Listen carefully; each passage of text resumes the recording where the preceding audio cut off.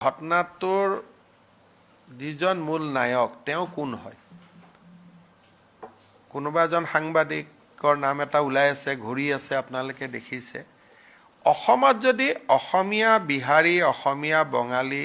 এই কাজিয়াবিলাক যদি আমি কৰি থাকো তেতিয়ালে আমি আকৌ আন্দোলনৰ দিনলৈকে উভতি যাম এজন ক্ৰিমিনেল হিন্দীভাষী হ'ব পাৰে কিন্তু তেওঁটো হিন্দীভাষী কমিউনিটিটোক ৰিপ্ৰেজেন্ট নকৰে এজন অসমীয়া ল'ৰা এজন কোনোবা কাৰণত ধৰ্ষণৰ গোচৰত পৰিব পাৰে হেবুলি যদি গুটে অসমীয়া কোনোবাই ৰেপিছ বুলি কয় আমি মানিম নেকি হেকাৰণে যেটো অসমত এজন বিহাৰী অসমীয়াৰ কাজিয়া লাগিলে গুটে বিহাৰী জাতিটোক টানি আনা অসমীয়া জাতিটোক টানি আনা এটোটো কোনো কাৰণে সমৰ্থনযোগ্য নহয় তেওঁ যদি মিটিং কৰি যে মই সকলো বিহাৰী ৰাইজৰ হৈ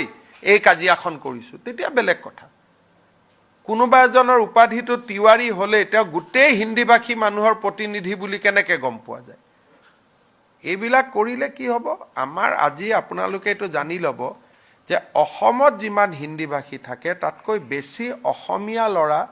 বাহিৰত থাকে এই কথাবিলাক আমাৰ অসমৰ সাংবাদিকসকলে আপোনালোকেও এইবিলাক লিখালিখি কৰে যদি ভাৰতৰ মানুহে কয় যে আপোনালোকৰ 25 লাখ মানুহ ঘূৰাই লওক 25 লাখতকৈ বেছি অসমীয়া আজি অসমৰ বাহিৰত আছে এই কথাবোৰ আমি পাহৰি যাওঁ অসমত থকা মানুহখিনি আজি বাংগালোৰ হায়দৰাবাদ আপুনি যাব নোৱাৰে গামোচা এখন লৈ যাওক গুটে ৰাস্তায় ৰাস্তায় আপোনাক মাতিব গতিকে এই বস্তুটো ঠিক বস্তু নহয় কোনোবা যদি বিহাৰী সংগঠন এটাই বা হিন্দীভাষী সংগঠন এটাই প্ৰস্তাৱ লৈ আমাক আক্ৰমণ কৰে তেতিয়া বুজি পালো দুজন ক্ৰিমিনেলৰ কাজিয়াটো অসমীয়া বিহাৰী কেনেকে হ'ব পাৰে তেতিয়া অসমীয়া কাজিয়া গিলা আমি কি বুলি কম তেতিয়া কম এটো কলিতা আৰু বামুণৰ ফাইট যদি দুজন কলিতা আৰু বামুণ হয় কালি যদি দুজন মিচিং আৰু ৰাভা হয় আমি কম মিচিং ৰাভাৰ ফাইট এইটোতো বহুত সৰু ৰাস্তাত আৰু এইবিলাকত আটাইতকৈ বেছি চলাই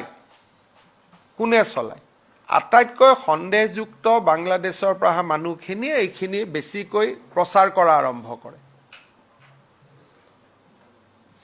আজিলৈকে কোনোবা এজন যেটো নলবাৰীত ঘটনা হল কোনোবা হিন্দীভাষী এজনে আজিলৈকে কৰা উদাহৰণ আছে নেকি কোনোবা বঙালী ভাষী এজনে কৰা উদাহৰণ আছে নেকি গতিকে এইটোতো একাৰণে মোৰ ভিউটো স্পষ্ট আমি ভাৰতীয় আমি অসমীয়া গতিকে আমি যদি উগ্ৰ অসমীয়া কৰো তেতিয়ালে আমাৰ 25 লাখ মানুহক আমি ভাৰতৰ পৰা ঘূৰাই আনিব লাগিব